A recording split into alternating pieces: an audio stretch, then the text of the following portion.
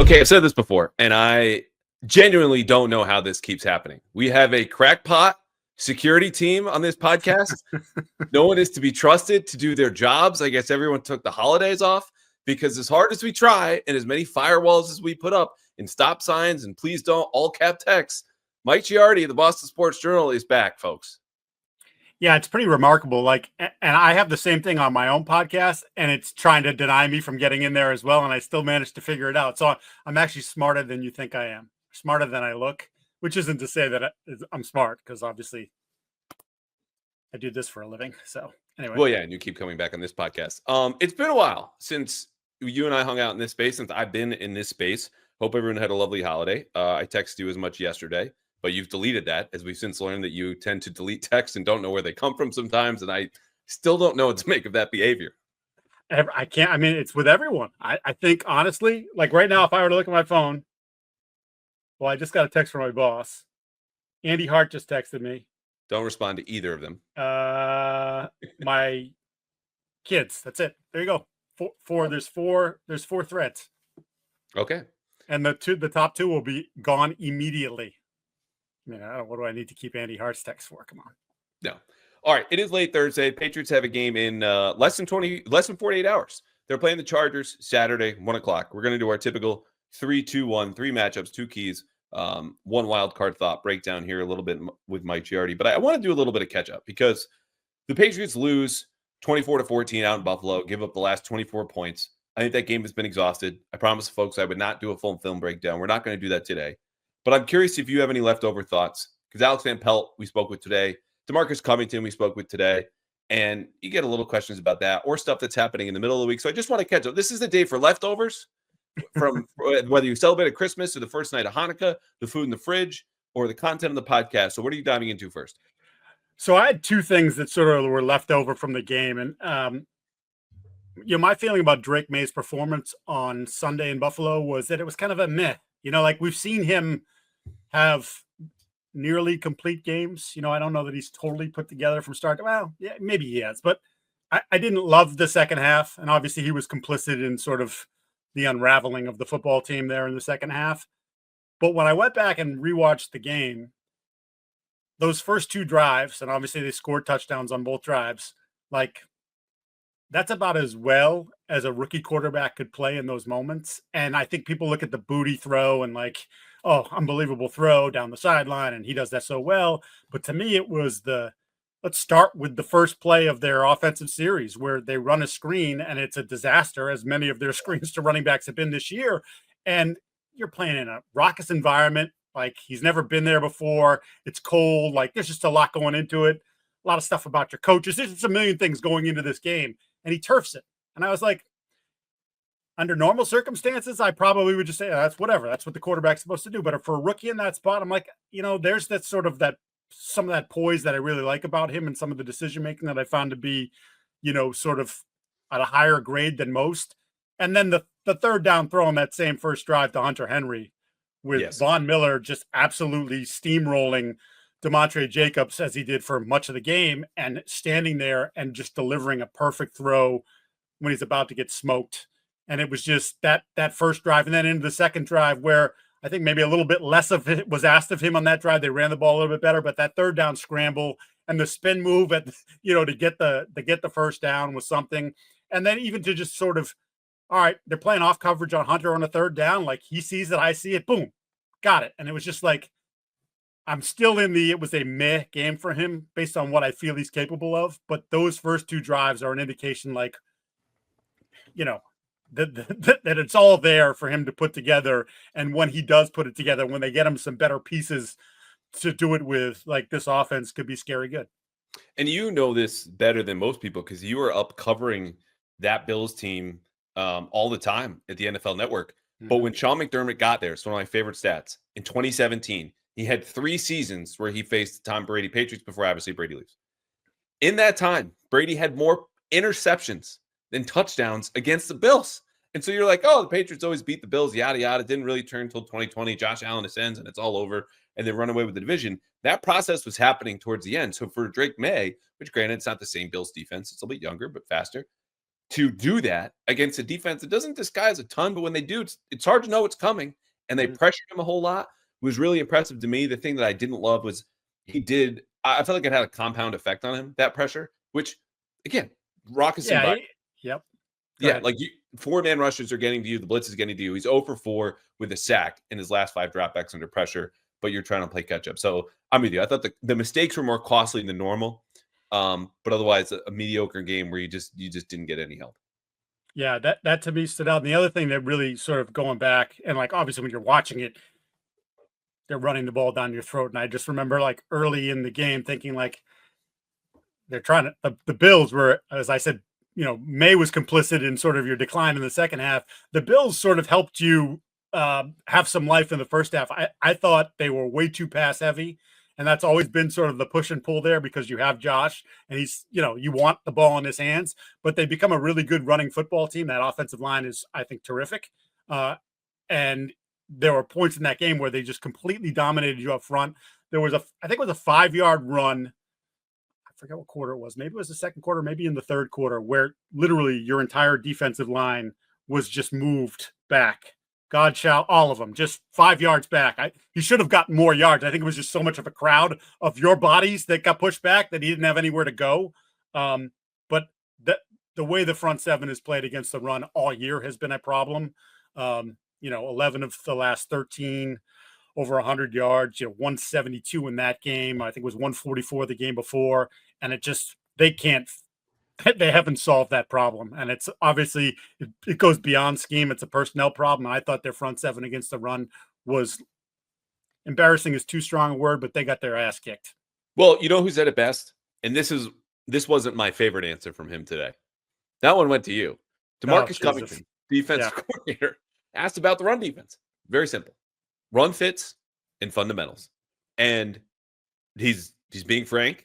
He's being honest. He's also, as we know, telling on himself because those all point to coaching. And okay, I said we wouldn't do film. Here we are doing film. The 46-yard touchdown in the second quarter, James Cook off the left side. Yeah. Same exact play as you had on the 12-yard gain that started the last drive that ended the game. Outside zone going left. Where's Deion Dawkins? One of the best left tackles in the game. Right behind him. On the last play, Keon White gets kicked out all the way into Lake Erie. And that's an easy one. Or it's turned, excuse me. That was a different play. He gets turned, and James Cook just goes around him. The other one, Taki washed out. Jeremiah Farms washed out. Devon Godchow turned. And it was gone. So it's just basic, simple plays they can't make against other simple plays. The Bills are better. It was a good showing. I wrote after the game, you had the same feeling. Gerard is going to come back in 2025 because it was never that wobbly to begin with. We just talked about it in a way because the consequences could be really dire and significant, right? So you have to talk about things like that, even if there's a small chance. But to me, if you're someone like the Crafts who want him to come back, you look at that game and go, oh, that's progress. Yeah, of course we'll bring him back. And you know what? Yeah. That's only fair to see what he's got and give him a better roster to see if there is that potential as a head coach. Even if that potential, this theoretical thing, is still the best argument for keeping him as a head coach going into next year. Yeah, we've talked about it quite a bit, and I think based on their inability to improve for the first 14 weeks of the season, I thought it was fair game. It's got to come back. They want him back. Well, okay, they want him back, but has he done enough to prove that he deserved to be back? And I think you could still make the argument that he has not done that, but I think we're all of the informed opinion that ownership would like him to return, and it would have taken something disastrous here over the final month to have them move off their spot. And so when you have a game like that, it's like, okay, well, if you were, there are people that were probably rooting for them to get smoked, so they would make a change, whether they go to Vrabel or someone else, right? Like I'm talking about outside the organization, fans, whatever. Okay. You hear from them all the time, and it's like, okay, well, it's not going to happen. So now just figure out where to go forward with this group or that coach in particular, because like I said, I can't see it happening. No. And that's the bottom line. It doesn't matter what you think. It doesn't matter what any fan wants. It doesn't matter what I think. It's what the Crafts see, what they want to see. And we all know visibly, and this can be sometimes too big of a deal of what it really is. Like things that we think we see on the outside. The visible exasperation on Jonathan Kraft's face against Alex Van Pelt. Notable, though, that the Krafts did not go talk to Alex Van Pelt after that happened, as he told us a week ago, but we're doing a lot of rehashing old stuff. Let's move forward. This week, Cole Strange or Lucida Smith, looks like one of them is going to start at center. And that could be disaster. It could be a really great thing for Cole Strange if he can prove that he played center. Guy was great today. He's always so honest. Simple is usually a derogative term, but I envy the man who's like, I like football. I like this. I sit at home with my girlfriend. We have a simple Christmas, just the two of us, and it was wonderful. I'm like, you didn't think about anything else? You're not like up at night, just these impossible scenarios, just anxiously keeping you awake, or you're driving and all these different things. No, simple guy. It's been a long road back. He could start at center. You can either run with that. Gerard Mayo, still disciplined at the podium. And I say this again, sounds pejorative. Useless from a media standpoint today. That's the goal for him. He checked that box today. Or Drake Maye and Jacoby Brissett, which you can read about this in the Herald on Friday. They got Gucci travel bags and Carolina blue Jordan sneakers for their offensive lineman. Herald exclusive, which I'm teasing here now. I'm going to spoil somewhere else. So, pick any of the three. So I'm going to latch on to your comments about DeMarcus Covington. Which door number 4. Yeah, yes. He's and again, I know most people could give a crap about this, but I always think about it in the terms of when the guy's in front of us, can he communicate his message clearly and efficiently?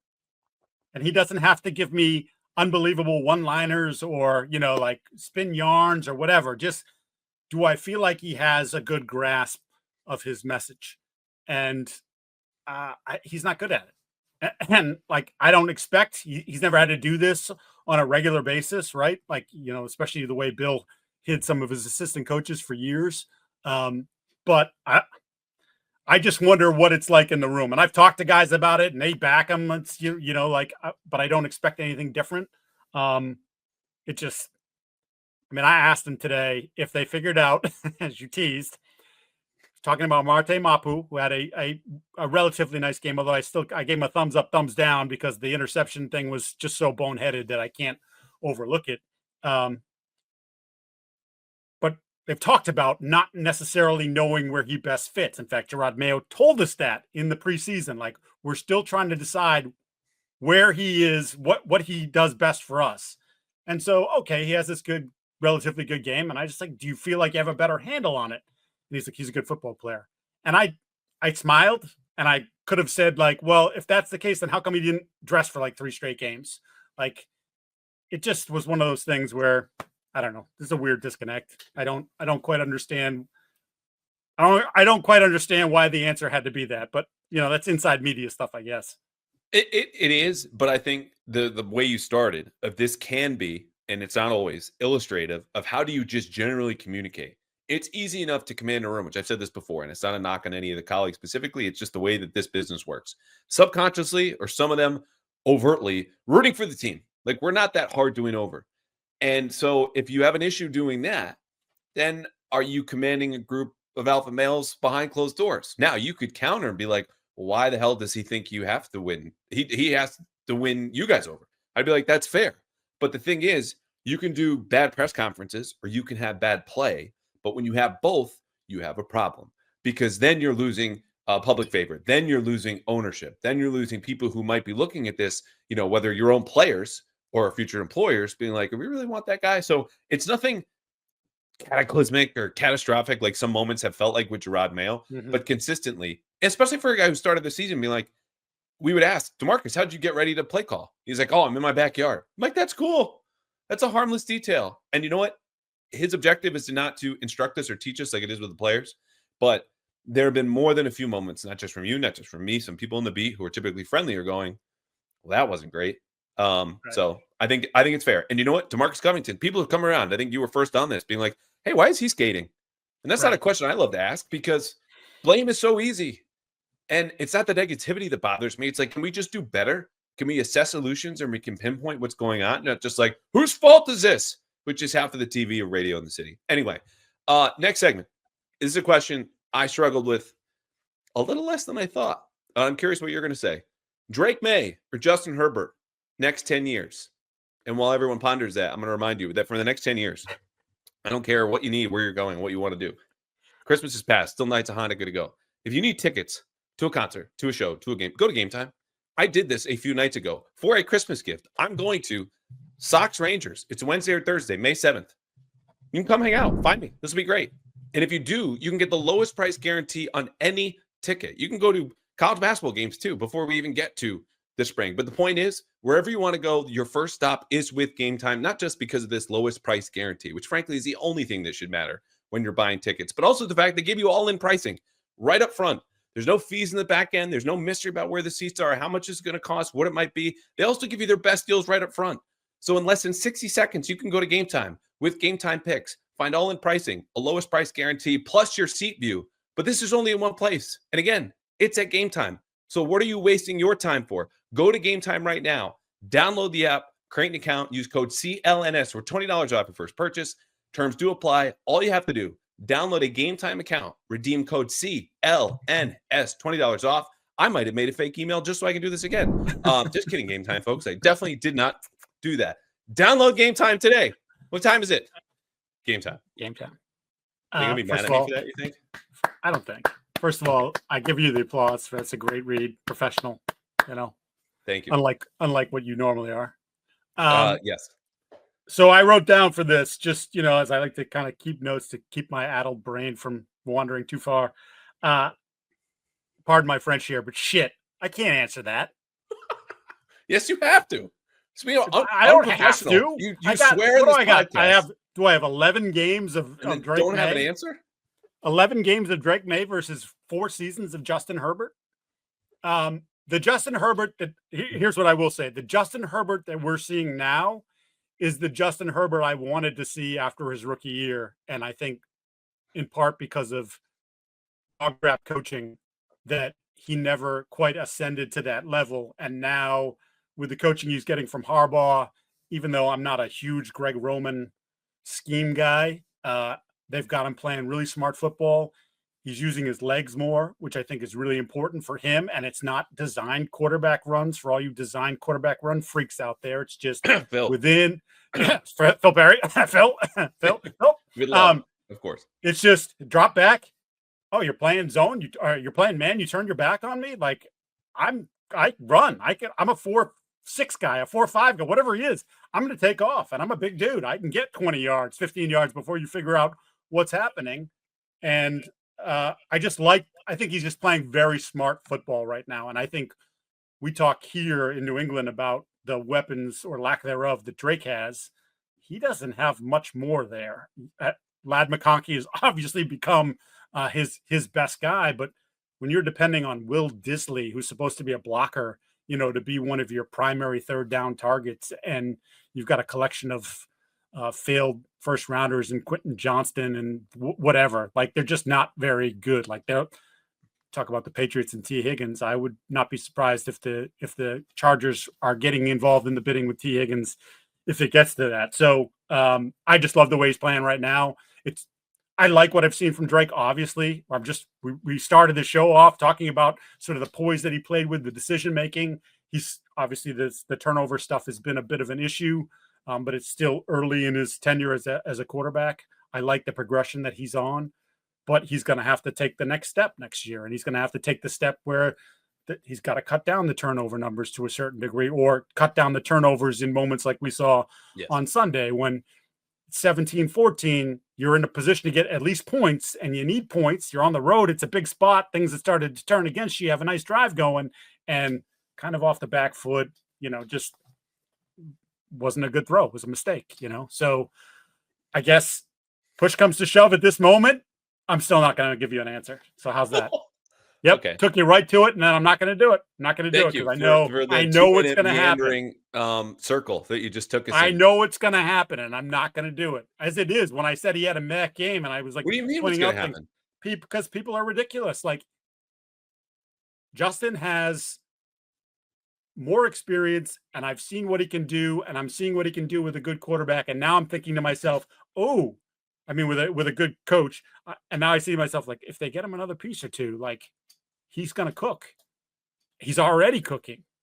Drake, it's really early. It's still very early in the process. Here's how this is done. You're going to Yes, say Drake. May because you're a homer.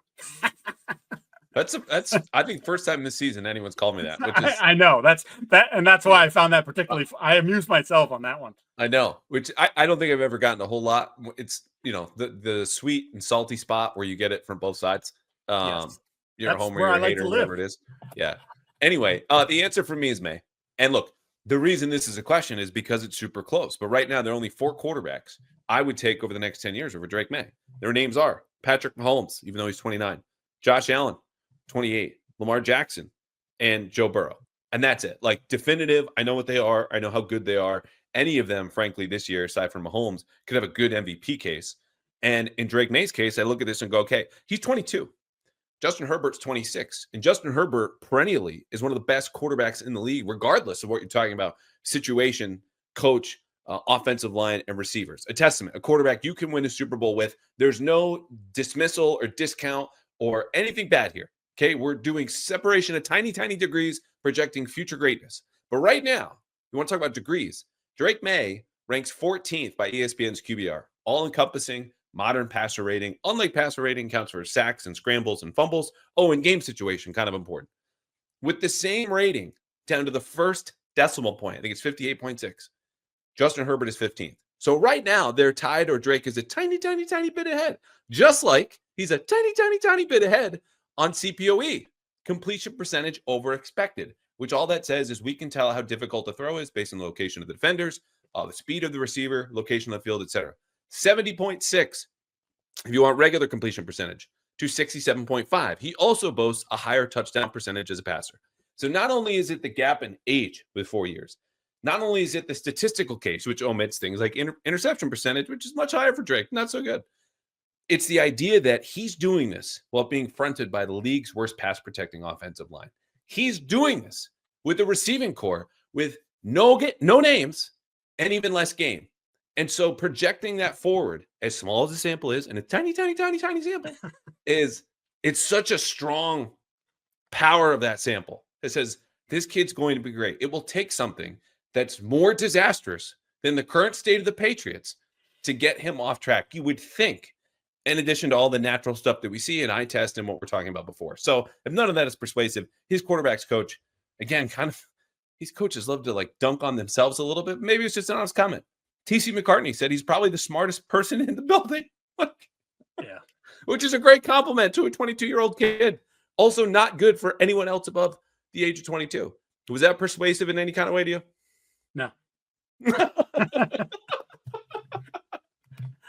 No, I okay, honestly, I think it's, if you said to me, hey, you got to pick Burrow versus Herbert or Lamar versus Allen, or like, there's so much more evidence that you can say, all right, now, like, where am I going? I don't have enough evidence. Do I believe that he is on the track to be a great quarterback? Yes, I do. But, and granted, their talent levels are, one's over here and one's over there. But I thought Mac Jones is pretty good as a rookie. Now, some of it turned out to be false. I'm glad you brought up Mac Jones, because you know who has as many Pro Bowls as Justin Herbert? Well, Pro Bowls can kiss my ass.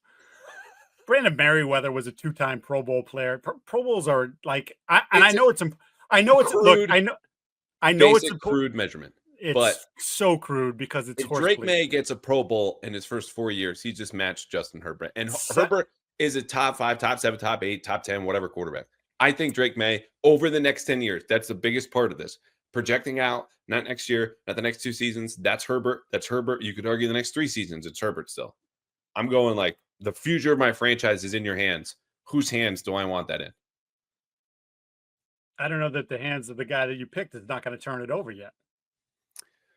And I'm not trying to be mean, but he's like, I know.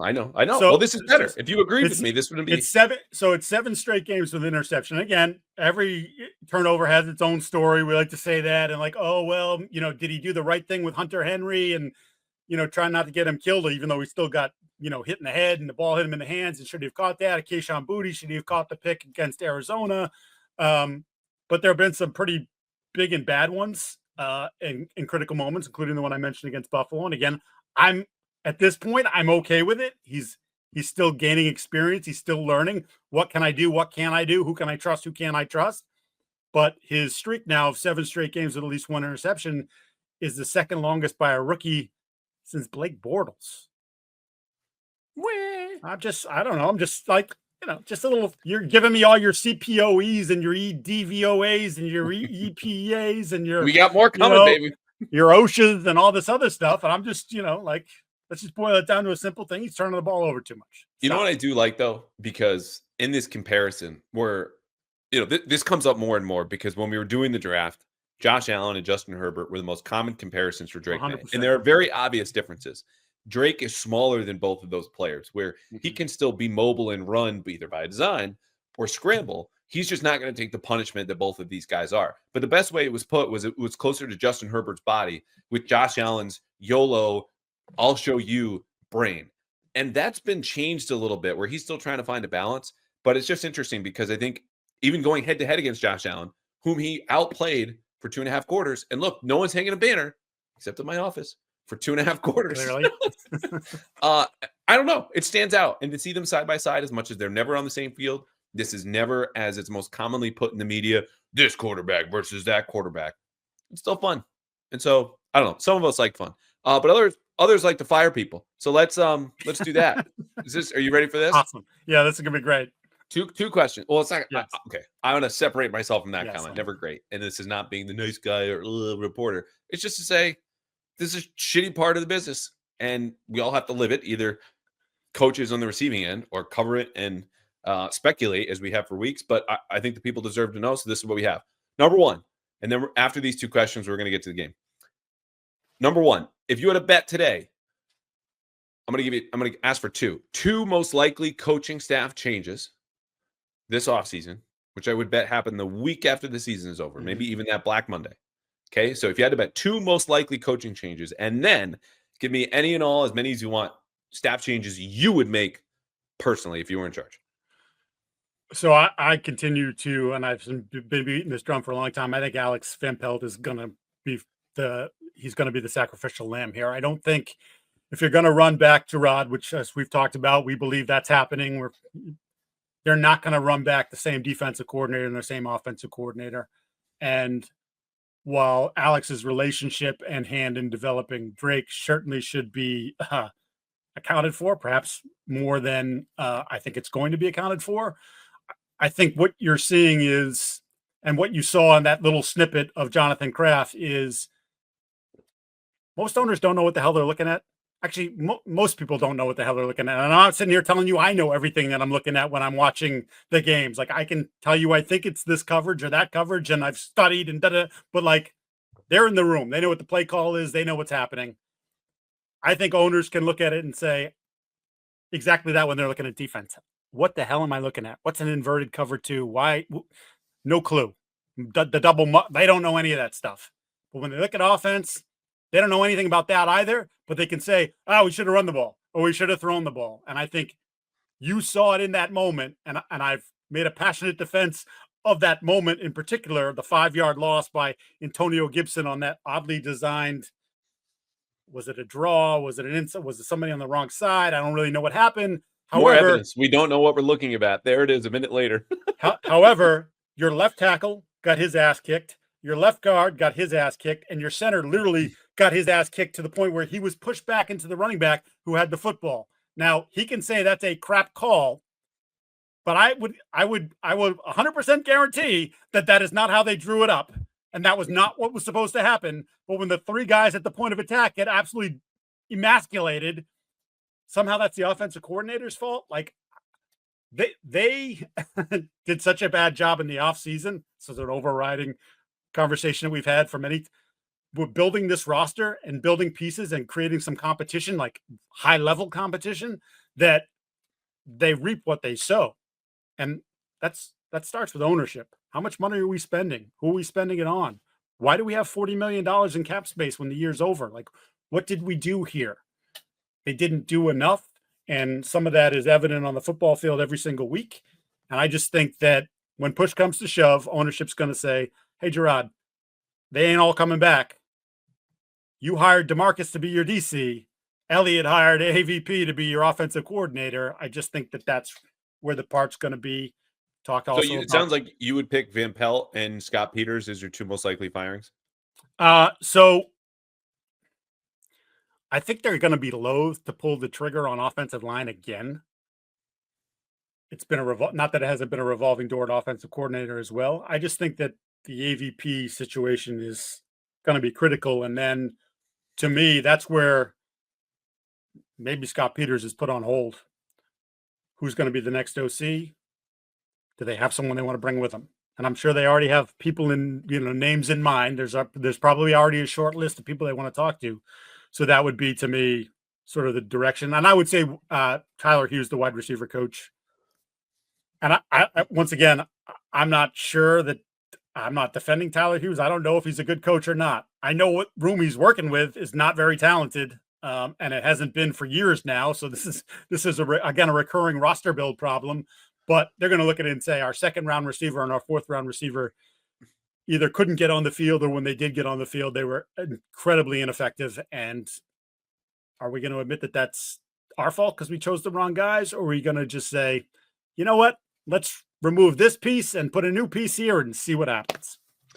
Yeah, the starting point of all of this, and it's not fairness, it's not ownership, it's not connections, it's not a lot of stuff we're about to revisit. It's 3-12. Okay, It's a first-year head coach who did not know everyone that he was bringing in the building. It took a leap of faith, and this happens a lot with first-year coaches, first-time head coaches, and then you figure out, I don't really like this guy. Yeah. He's not that good at his job. And maybe I can work with him, or certain things arise that you obviously can't foresee, and you adjust and move forward. And Drake Maye hinted at this before the bye about when we're asking, how are you going to spend the bye week, yada, yada, mentioned looking out the front windshield, which he said again this week. And following that comment, those exact words, front windshield, because before the bye, I was like, well, we're always focused on football, but we got to look out the front windshield, the things that are going to come up fast, meaning once the season's over, boom, we got changes to make. So fast forward, this Monday, he says the start of that same comment, we have to look out the front windshield, what players we want to keep, what coaches we want to keep. So this is not personal to anybody. This is business. And when you look at the business in the New England Patriots football team, wide receiver and offensive line have been the worst position groups on this team, even if they've been among the most difficult to deal with, either because of maturity issues with the receivers, injuries, meddlesome probably bosses dealing with offensive coordinators, or maybe Mayo himself and Scott Peters' issue. But the bottom line is they didn't develop. They didn't produce. And you could argue both are the worst in the entire league. So when you get to firing, it's not personal, these guys, who I think it's worth noting. Like, I don't know about you. Every interaction I've had with Scott Peters, every interaction I've had with Tyler Hughes, Van Pelt, like, very professional. That matters to me. I'm sorry. Like, it does. Oh, yeah, no, 100%. 100%. Like, look,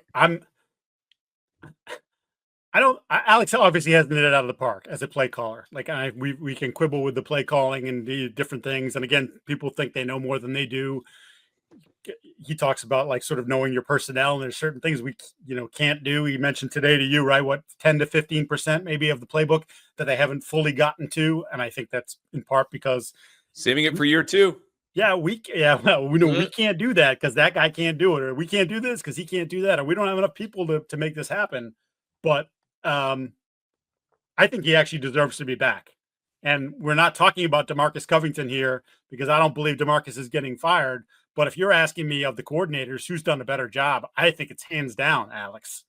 I think Alex can at least say, hey, yeah, I know the kid's talented, but like I've cleaned him up a bit and I got him thinking pretty good. And we're not making, the error repeater thing, which is obviously, again, on him, but also these are the things that we're going over every week. These are the things when we talked about him sort of, there was a stretch there where he was leaking out of the pocket, right? Where pressure wasn't there and he was actually hurting his tackles. So they don't need any help being hurt, but he was getting out of the pocket too quickly. They recognized that. We talked to Alex about it. And then the next week, guess who wasn't leaking out of the pocket? It was I told you can't do this. You started to get back into it. Let's clean it up. And now he cleaned it up. So I think he's been able to reach his guy. I think his guy appreciates him. I'm going to have a problem with it when they do it, but I think it's going to happen. Whereas DeMarcus, again, tell me what's gotten better on defense. You haven't been able to fix any problem. You've had some questionable game plans. Okay, so you finally had a good one against the Bills. Well, where was it for 13 weeks, 14 weeks? Like week after week after week, it's just been like looking at the same thing again. And obviously personnel matters into that. They don't have enough good players on that side of the ball. But when you're playing the Rams and Sean McVay goes, oh, you're going to keep Gonzalez on the boundary? Well, then here's what I'm going to do. I'm going to motion away from the boundary, my good guys, and leave Tutu Atwell and Demarcus Robinson over there while Puka and Cooper Kupp slap you around and you don't do anything about it. Like that to me is just like, that's a game maybe you could have won. And that to me was a little bit of coaching malpractice. I agree. I think, look, when it's, again, the starting point is the bad football. So when the firings come down, someone is going to get a raw deal, an unfair deal, even if you want to do this on merit. DeMarcus Covington would go, hey, look, the spine of my defense is gone for most of the year. Barmore 100%. To Bentley, Peppers and Duggar. Duggar has not been himself since that ankle injury. It's been bad, and I asked around about it. I'm not asking for excuses. I'm just like, clearly he's not the same guy. No one wants to acknowledge it. It's fine, tough it out. That's the culture. He could go, I'm a first-year defensive coordinator. I'm still in my 30s. There's a lot going on here, and it sounds like excuses to you, but it's also the reality. So if he got fired, it is a raw deal. But this isn't about fair. This is about ownership and what they want to do. And this is where the relationships come into play. The starting point is the bad football. Then it's like, this is the problem. Well, how do you want to fix it? And it's not the right solution, but how do you, the people in charge, want to do this? Of course, Gerard doesn't want to fire DeMarcus Covington. I'm not saying he won't do it. I just think when we answer the first question that I asked, if you had to bet today, the most likely staff changes, we're in agreement so far.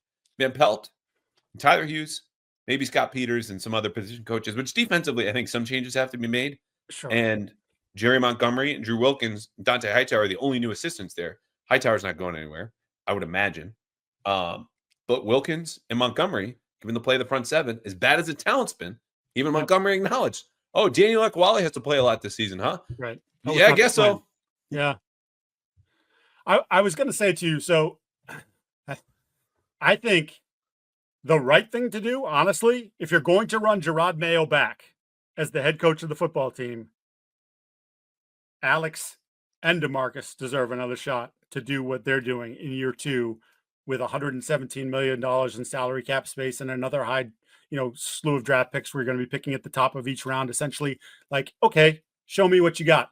Because if I'm going to run it back with this guy who's inexperienced and not getting it done in his first year as head coach, I should give you the same luxury, if you will, of same opportunity to do the same that he's going to get. But that's not how it works. You're 3-12, and firing the defensive line coach and the wide receiver coach is not going to satiate ownership.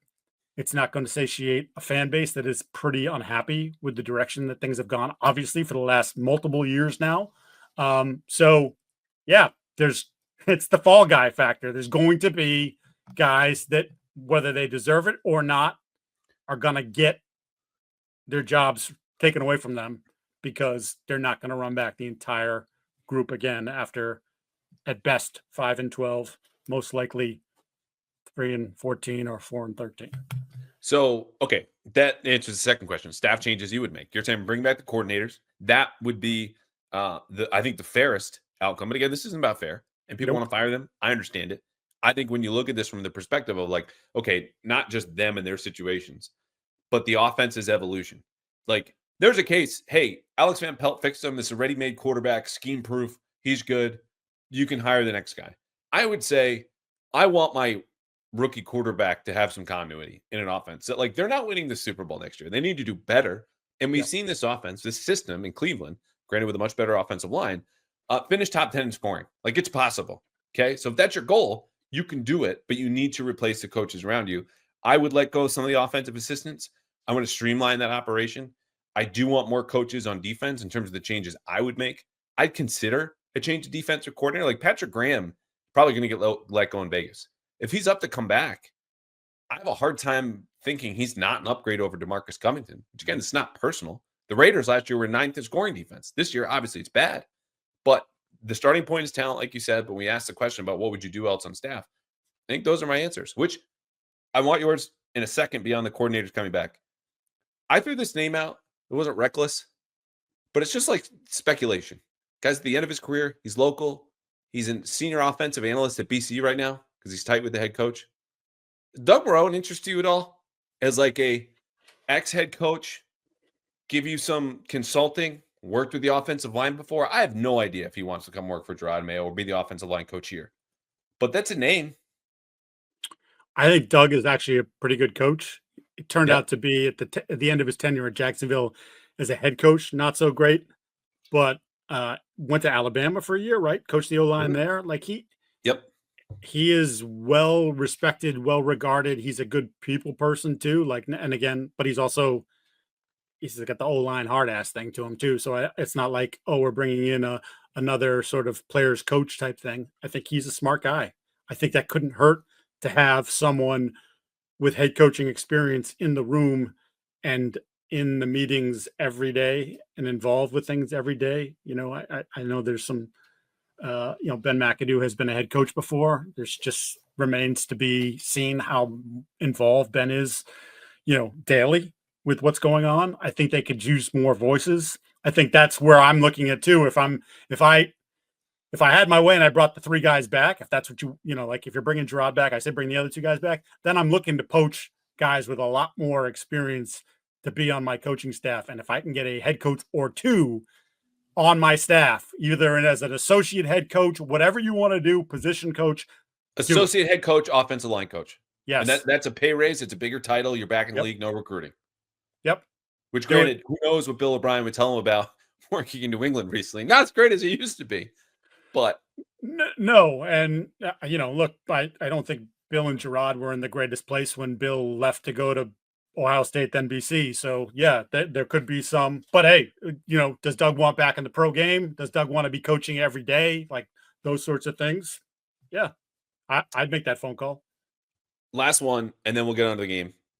People bring these names up, and it's understandable. It's expected. I think both may or may not offer an upgrade. It's in the same ballpark as AVP. Let's say AVP's gone. He's the fall guy, which is what we expect, and you've been on for a while. Josh McDaniels and Brian Daboll. Pick one and why. So I'm a huge Daboll guy, and I think,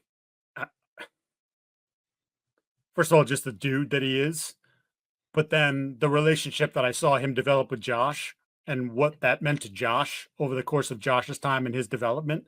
And look, Josh may have turned out to be a special quarterback with, Joe Blow as the OC, right? But underrated that Joe Blow. Yeah, Joe Blow, fantastic. But I think love those snow games.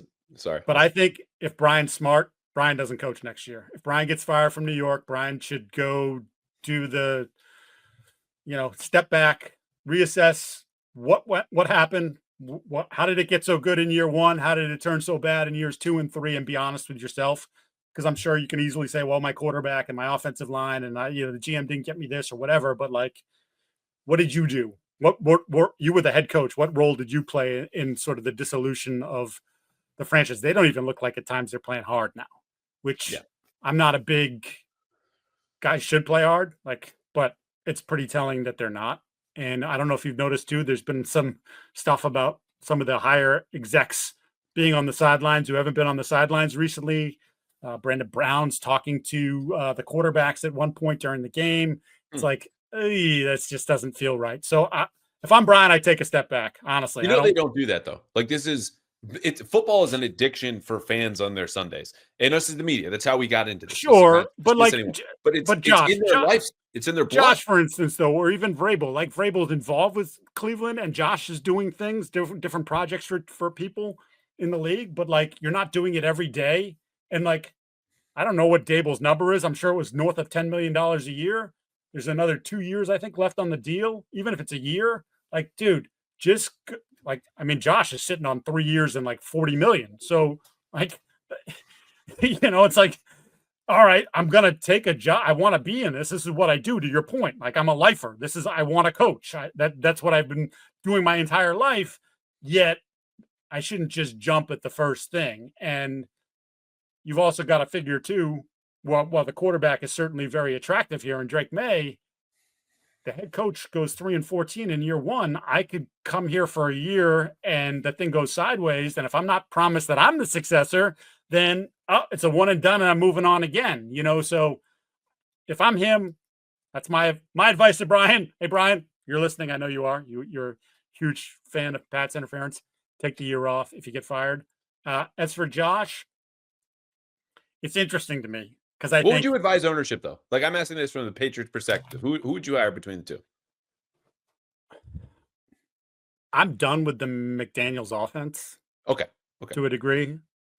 But I also know how much ownership values their relationship with Josh.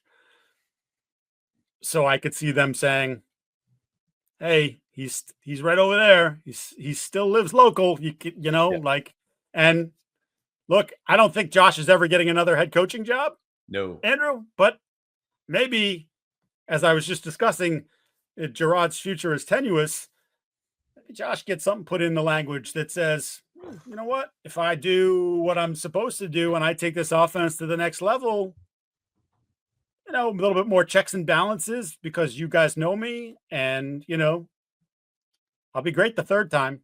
You just landed me a 1-star review on Apple with that suggestion. Josh McDaniels. I'm just, hey, we're spitballing here. I know. Okay. Yeah. So, but if I'm them, call Daboll first. Okay.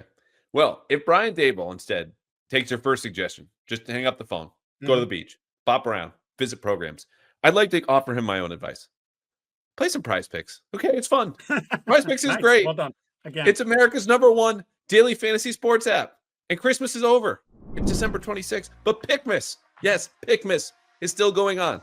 So I don't care if you're watching football on Saturday, if you're going to watch football on Sunday, if you're going to watch football. We actually don't have any Monday Night Football, I don't think, this week. Or in the playoffs. Watch with Prize Picks. This is how simple and easy it is to win real money while you watch sports.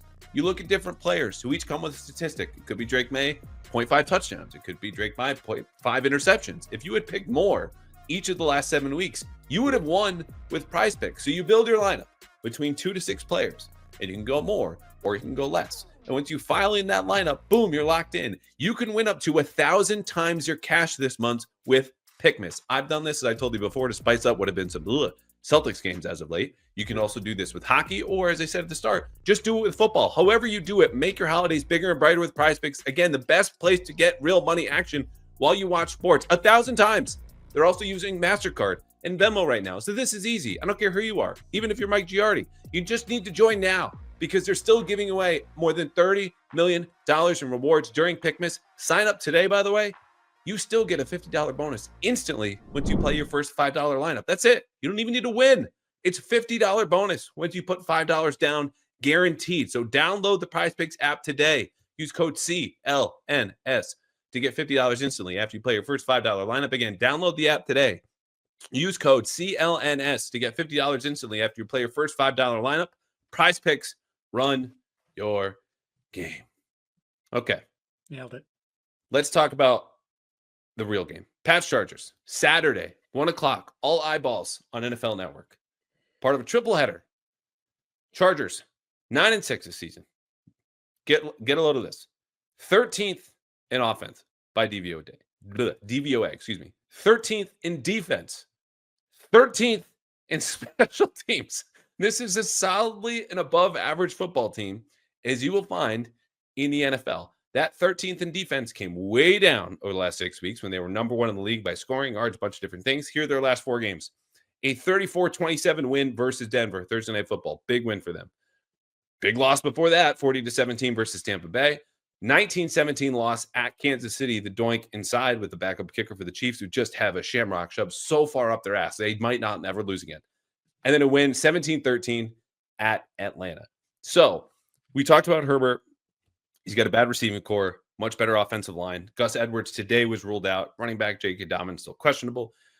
Defensively, really good, smart coordinator in Jesse Minter. Joey Bosa is ready to go. You got Derwin James in the background. They fly around. They disguise well. It's just a smart, fundamental, not surprisingly, hard-nosed team. And so I'll answer my own question first of what does this game mean? What is it about for New England? This, to me, is the final say that the Patriots get about who they say they are versus who they really are. This toughness, this culture, fundamentals. Are you going to fix them? This is the last shot because Buffalo next week is probably going to sit Josh Allen and all their important starters at least for a half, if not the entire game. That's not going to be particularly telling. But a Jim Harbaugh team, well rested, Again, 9 days coming in here to Foxboro, even with the West Coast to East Coast flight. Okay. You have to knock them out because their solution to problems on offense and defense is to punch you in the mouth again and again and again. And that's running the ball on offense. It's hitting you harder than you want to be hit on defense. And that's how it was when he was at Michigan, won the national championship. It was how he was with the Niners, going to the Super Bowl and 2 other NFC championships. Okay. It's how he was even at Stanford when he had Andrew Luck, the #1 picker in the draft. That was a hard-nosed, physical team. So if you're the Patriots, and we know you have problems on fundamentals, but you made good progress at Buffalo. Okay. You played tough in that cold. If you do that again, you have a real shot to finish strong the way that you want to be that pain in the ass team no one wants to see down the stretch, because that's exactly who the Chargers are. If you don't, it feels like that Buffalo game was a fluke, that playing at home means nothing to you, that you go backwards, and everything anyone else has said about you has been more accurate than whatever else you're trying to tell us and show us at the podium and beyond. So if the Patriots lose this game, I don't think it's going to be close. If they win this game, I think it will be. That's how I see this. This is your final say about who you are and what you're about, because we know what the Chargers are about. We know what Jim Harbaugh is about. Their game plan is not a secret. Can you meet them in the most fundamental, basic essence of what football is? Because if you can't, everyone has reason to doubt you now and moving forward. Yeah, you and I were thinking the same thing here. I said I scribbled down like sort of your last chance to be relevant, strictly because I think, as you mentioned, Week 18, Buffalo's likely not playing for anything. Sean's made a habit of playing the guys for a half. He doesn't want them to get too, out of the football mode, but generally that's it. You're going to see Josh for 2 quarters, and then you're going to see Mitch Trubisky mop up the rest of the game, and they'll pick and choose certain starters that, if he's beat up, he's not going to play, that they kind of balance it that way. And that's sort of been his MO for the last 4 or 5 years, as they've been one of those teams that either is vying for a bye or is in this position where, they're going to have home field in the postseason, at least for a round. I love the toughness aspect of this, because that's who they told us they wanted to be at the beginning of the year. That's who they were in Week 1. That's who they were in part in Week 2. And then, no. Yeah. Especially defensively, stopping the run. They're just not, they don't do it. They don't do it well. Greg Roman will try you over and over and over again in that regard. Harbaugh wants them to do that in that regard. So you're going to get pushed that way. This does kind of lead into one of my keys. Can I go there? One of my keys? Well, we got 3 matchups first. You're such a just 3. You know the drill. 3 matchups. Well, maybe that's what I meant. Maybe it's the 3 matchups. 3 matchups, 2 keys. Okay, well, let me do that then. All right, I'm going to do that. That thing. All right, fine. Your O-line versus their D-line, because their D-line is not especially stout against the run. There are movable pieces there. There are pieces that you can attack. And when your O-line is right, you're a physical group. And we saw that in parts during the game against Buffalo. That's when they're at their best. And Van Pelt told us that, we have to stay ahead of the chains. We have to stay on schedule. A big part of that is running the football. So can they move bodies like they've shown at times they're capable of? And if they can do that, then I think you do end up with a close game, or a relatively close game, assuming you don't turn the ball over, on 3 straight possessions as they did in Buffalo. I like it. I'm going to go to the defensive side, because, it's just like every part of the coverage this week has been like, oh, how's Drake Maye? How's Christian Gonzalez? Do we have to talk about the other 51 players in the roster? Yes, we do. Because I look at Ladd McConkey, and it's not because he plays in the slot sometimes. Other times he's outside. And I think about not Christian Gonzalez, but Jonathan Jones. Because Jonathan Jones was excellent. Yep. Capital E, excellent against Khalil Shakir, who's in the same ballpark of a player. However you want to rate him and Ladd McConkey, fine. Do whatever you want. But to me, not only based on the size, the quickness, and the experience, which is now one of Jonathan Jones' best assets, and as Mike Pellegrino, your guy, told us today, like, he was hurt more than they let on earlier in the season. He's feeling good now, Jonathan Jones is. To me, that screams he gets the shadow on McConkey, and they'll see how that goes. And Gonzalez is obviously going to race, whether it's Quentin Johnson or Josh Palmer, because they've become a little bit more cognizant in recent weeks of size when they're determining those matchups. And so Christian gets the big guy. And if they need to double McConkey, so be it. But if you're the Patriots defense, you're like, I don't really have any fear of Justin Hebert throwing to anybody else, especially if it's not the deep ball or jump ball, because Christian Gonzalez has got that side of the field. And maybe I heat him up a little bit. So that to me is going to be a key battleground, because if McConkey wins that, then you have Christian Gonzalez probably coming off, right? And then it's Mhm. Jonathan Jones giving up 5-6 inches to the other guys. Yeah, this was my other one that I wanted to talk about, and what, sort of the chess match there, because as we talked to Covington today, and well, would you be willing to put Gonzalez inside? Yeah, he would be, but in a lot of ways, it doesn't make sense to do that based on how you're built, and based, more importantly, on how they're built, which is to say, they're not as talented as the Bills receiver room is, and I don't think the Bills receiver room is exceptionally talented. Like they have good players in that room. Amari Cooper's a good player. Coleman's gonna be a good player. It has moments, right? Shakir's been their best receiver, but he's not a 4-3-8 guy like McConkey is. So here, take McConkey, to your point, try Jones on him, double him if you have to, but I trust my guys on the outside to defend whoever it's going to be, and that I can win the majority of those battles, and allow me to play man again and get a little creative in terms of how I pressure Herbert. So I think that's going to be a key thing. And let's be real here. There's been a lot of noise about your receivers that you drafted when you could have sat there and taken Ladd McConkey at 34. Instead, you trade back with the Chargers. They get McConkey. And as I wrote today, just to confirm for everyone, again, McConkey almost 1,000 yards receiving, 69 catches. Nice. Missed at least one game, maybe two. I forget. I meant to look it up. I know he missed one. Jalen Polk, 12 catches, 87 yards. Javon Baker, as I put in my piece today, he and Blutarski from Animal House have something in common, 0.0. And that is the number of catches and receiving yards that he has. Of course, Bluto was the grade point average, but it hasn't happened, right? It hasn't happened, and it would appear that it's not going to happen, at least. I mean, I guess there's two more chances at it. Maybe something happens in a positive direction, but like, I gotta believe that they know in the building, we picked that guy. Like, let's not let that guy come on our field and have 10 catches for 120 yards and a touchdown, because that's just going to make it all the more worse. You're just going to have to hear that noise over and over again. You picked the wrong guy. You picked the wrong guy. And look what the guy just did to you. Like, I would think that plays a little bit of a factor somewhere. Last matchup, Derwin James versus Hunter Henry. Old teammates. Hunter Henry, we know, is going to be the binky for Drake Maye. He's the tight end. They're good friends, all this different stuff. And works the middle of the field. Derwin James also will be all over the place, as we know. I mean, he always has, regardless of whoever's running that defense. Jesse Minter's done an excellent job, but they're going to need to find him. And when they're singled up, that's a matchup Hunter Henry has to win, because Drake Maye is going to be going to him. All right, you're very eager to get to your keys. Or your one key. One of my keys was neutralize Derwin James. Okay, wow. Like, I'm stealing all your stuff today. Yeah, well, it's a way like mine's. Unfortunately for you, your brain started to work like mine. You're in trouble, buddy. Well, I, to my credit, have been saying these things first, and then you're like, "Oh, well, I was going to take that." So we don't really know if we're the same. We're thinking the same things. I think you might be copying and pasting. You're aggregating my podcast in real time. I have enough of that happening on Twitter 2 weeks later, where credit some folks who have been on this podcast, and I answer his mailbag questions all the time, do a good job with the full quote of Jalen Polk, not a bad guy, gracious with his time.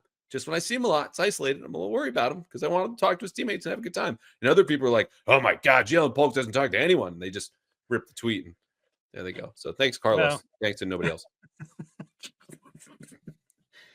I wish we could. I meant that sincerely. It sounds like I'm being facetious, but I there's a good way to copy and paste in there, or not so good. Anyway, how do you neutralize Derwin James? I think it's a combination of things. It's like we always talk about with the edge rusher. Sometimes you got to run at him. Sometimes you got to run away from him. You got to keep him guessing. There's got to be misdirection in there. You've got to hit him with a bunch of different things so that, we always talk about can you put a quarterback in the blender? Well, this guy is so important and integral to what they do defensively. Can you put his brain in a little bit of a blender, because he's such an explosive athlete that when he sees it and he's confident in it, he's hard to stop. Well, so give him that hesitation. Give yourself that extra quarter of a second that you might need. I got to give him a ton of credit too, by the way, just as an aside. he's come back from some serious injuries, and I wondered if he would ever be the same player again, because he was awesome when he came into the league. And you're like, this dude is so big, you can line him up on the edge and he can pass rush people. Like, he's that kind of player, but he's also 50 yards down the field making a play on the ball. Like, he's just, put him in the slot, cover the little slot guy. Like, he could do all these things. And I thought, the injuries, I was like, hey, he's probably never going to be the same guy. And to his credit and to their credit for the way they've used him, they've got him back to looking like, he's that force of nature. And I think he's someone that they absolutely, as Drake said, we got to know where he is, but they better have a plan for him, and they better have a plan to try to confuse the dude, because don't let him loose, because he'll put a helmet in Drake's rib cage, and the ball will be up in the air, and next thing you know, you're turning the football over, and it's bad things when that happens. Why you got to manifest like that? I'm just saying, man. Keep an eye on him. He's a beast. He's scared. Like, honestly, no, he's great. He's great. He worries me more than the two edge guys. Like, I think that's the kind of player he is. Like, I think Bosa's a one-trick pony. Khalil's really good against the run. Or pretty good against the run. Not as the same explosive player. But then again, what do you have? 6 sacks against you a couple of years ago? Or was that last year? When was that? So yeah, three and destroyed Mike on Monday when that was like on Monday, it was like 4th or 5th game at right tackle last year, 6-0. No one wants to talk about that game. Yeah, whatever. It was not good. My one key is simple, and I hit on it earlier. You have to meet their physicality. Like, that's what this is. This is a better coach team. They're more talented. And it's not that they're like a simple, like, caveman football style team. Like, they've got a multiple run game, and Roman does a really good job scheming that up. But the bottom line is they're going to punch you, and they're going to be sound. And you have to meet them on those levels before you do anything else on top of that, which I talked about this for weeks. Can I get a fake? Can I get something to spice up my Sunday? And they delivered. There was a fake punt in the first half, and it worked. I wouldn't count on another one on Sunday, but I don't really want the spice. Would have been nice if they went for it on 4th and 1 in the same possession. See, we disagree on that, actually, but I didn't bring that up to you today, and I'm not going to continue. Well, I just brought it up now, but we'll talk about that off air. Just you. I don't want the spice. I need the meat and potato. Fine. That's what I need today. Wild card thought. I'm curious to see how many people show up for this game. Legitimately. I don't think the weather, at least the last time I looked, I don't think the weather's supposed to be bad. Saturday, 1:00. Like, your team is 3-12. The Chargers aren't. I mean, Herbert obviously, but like, they're not loaded with star power. It's not like Patrick Mahomes is walking into town, or the Chiefs as the defending Super Bowl champs. So I'm curious what that's going to look like, because I think we've seen the last couple games. It hasn't been great in the stands again, and I'm not fault no one. I don't blame you for not wanting to give up. It's not easy to get into Gillette. It's not easy to get out. I don't fault you for that, but yeah, curious to see what sort of showing they get at this point in the year.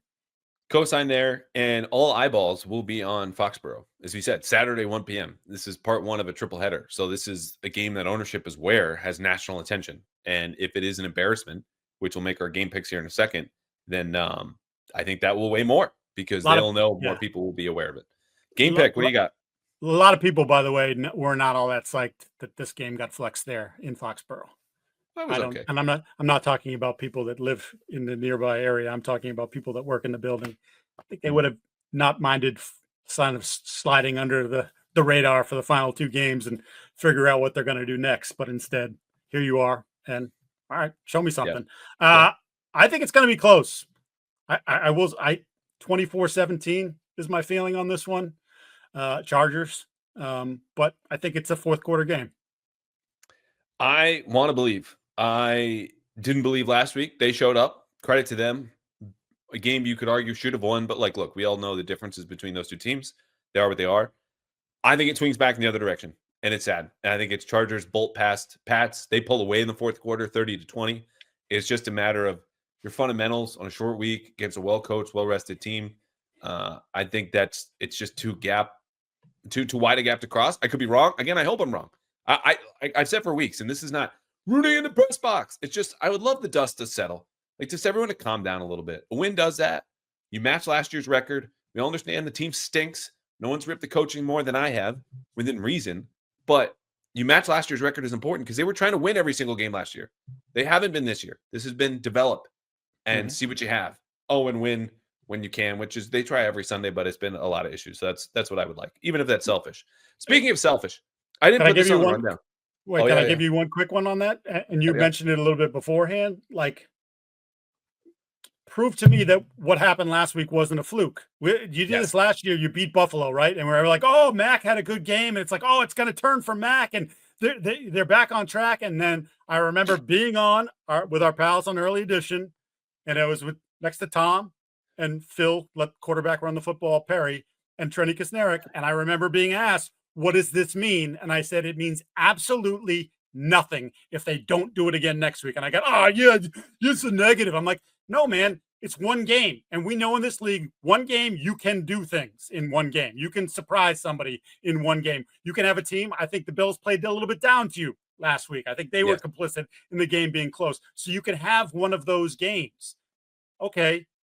Well, now show me that, as Teacher Schweiss has said, and some other players have agreed, others have not, Keon White, hard work works. Show me that hard work works and that you can take 1 week and put it into 2 weeks. And even if you don't win the football game, you play a good representative football game, then I can say, okay, everybody's talking about last week and there's the sign of progress you want. No.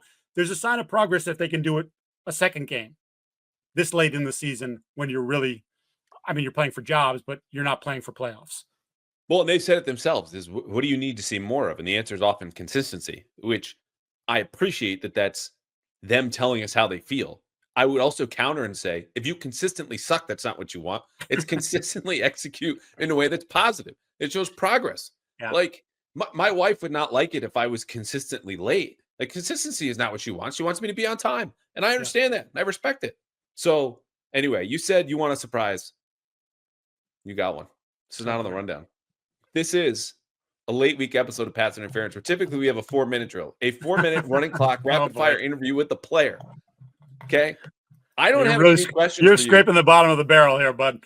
I know, but this is the best part. You are going to get all of the questions that I asked Antonio Gibson, who we stopped halfway through because I just wanted to talk about the Notebook with him. Loves the Notebook, by the way. Listen to that 4-minute drill. So I'm going to start the clock. We're going to ask you some personal questions, alternated with football. When the time is up, we'll stop, and that'll be the end of the episode. We need to give the people the 4-minute drill. Are you ready? I'm ready. Clock starts. Okay, what do they not tell you about playing in New England? Foxboro's in the middle of nowhere. Who's the biggest badass in the locker room? Media only. Oh, media only. Biggest badass in the locker room. You can pick a player if you want, but this is more fun if you have to pick someone who's Dan Roach on your team. Dan Roach. He's a goddamn bully. He bothers you in press conferences all the way. Anyway, I'm not asking questions. Oh, what's your favorite play?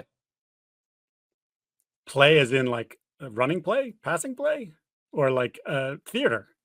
No, design play. Like football play. I love a good play action. I do. Love a good play action, a little boot off that. Yeah, I like that. Okay. We're going to mix in a couple extra questions we gave Yannick Ngakoue. If you could hit one teammate, aka media member, every single day in practice, who would it be? Tayler Kyles. Oh, wow. Didn't see that coming. Yeah. Worst pronunciation of your name you've ever heard? Giardi comes up a lot. It's honestly, it's not that hard. I tell people all the time. My mother was a nursery school teacher.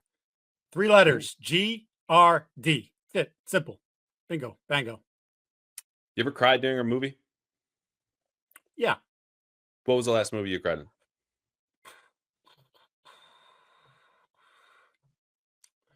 Probably Field of Dreams they're having to catch with the dad. Some people think it was cheesy. I didn't think it was cheesy. It's so good. How romantic is Mike Giardi? Not very. Give us an example. I mean, like, I'm the person that would say, just go get what you want. Even at the beginning of your relationship or marriage? No, I mean, now it's we're talking like I'm old. I don't have time for that. Most important lesson you've learned so far about covering the NFL? How often people lie. It's a good one. A lot of I can tell you this just as a quick aside. I think I think I probably said this to you before in a private moment. Like, minute and a half. I can't tell you how many times someone would give me information. I would, you built this source and they give you information, and then I would sit there and look at it and go, I don't trust it. And you're like, but you developed the source, and this is a good guy, and he gives you good information. It's like, yeah, but why? Who benefits? Like there's a lot of that. I find myself, there have been plenty of times where I just haven't gone with a story because I just think, who benefits? And sometimes people have it and they come out with it, and then it gets turned out to be not true. Or sometimes people come out with it's a big story and you go, I had that, but I didn't do it because who benefits? All right, less than a minute left. This question I asked Joe Milton, can you do a Gerard Mayo impression? Scratch that. Can you do a Tom Curran impression? He makes faces. He makes a lot of faces. He makes the best faces. Karaoke, what song are you picking? God. I did it my way. Frank Sinatra. Nice. Most underrated teammate. So you need to say a nice thing about a fellow media member. Underrated media member. Chris Price is one of the nicest human beings you'll ever meet. Not what I asked, but I would agree. Well, you said underrated teammate, right? Underrated. Yeah, but like at their job. Yeah, I think he's underrated. But I think he's underrated. Yeah, he's got a wealth of experience you can't measure. Yes, all right, 8 seconds. Least favorite media question. Not to be asked, but to hear asked. Any question that starts off with coach. Oh, great one. Great one. All right, that's it. Well done. Not so bad, right? Yeah, and I don't have anything against Tayler Kyles. I just want to, he's young, he's new, he likes the team. I would like to knock some of that out of him because I think he's a smart guy. So I'd like a little more critique. He also came very close to roasting me for a touchdown in the media game. So that's not my answer. I don't even have an answer. But for a second there, how can you not have an answer? You got to give me an answer. Drake Maye or Justin Hebert, give me an answer. Look, I'm going to give him a compliment that sounds like a Belichick backhanded cliche. Nobody works harder. Like that dude is tweeting gifts at 2:30 in the morning. I literally have told him, please go to bed. Yes. Yeah, it's a long game. I'm like, take your girlfriend out. Do something. She's got school right now. I'm like, then find another girlfriend. I didn't tell him that, but I'm just like, dude, I think we just established you're the last person we should be taking romance advice from. So anyway, both fans of Tayler Kyles, even if Mike Giardi is going to lay him out the next time he sees him. That was fun. We've gone for over an hour. It never feels like that. We both think the Patriots are going to lose on Saturday, but this game is more intriguing the more I think about it. And I think we did a good job of covering that. Why Drake Maye will be in the Hall of Fame one day and Justin Hebert will be opening the door for him. You co-signed on that. Anything else? Well, other than you want to fire the entire coaching staff, I think we take that away from this. Can they aggregate that? Look, all the aggregators, please copy. Also, and you said too, like it is personal too. It's very personal. He didn't say that, people. They didn't answer my questions the way that I wanted. Don't care. Thank you, pal. Thank you.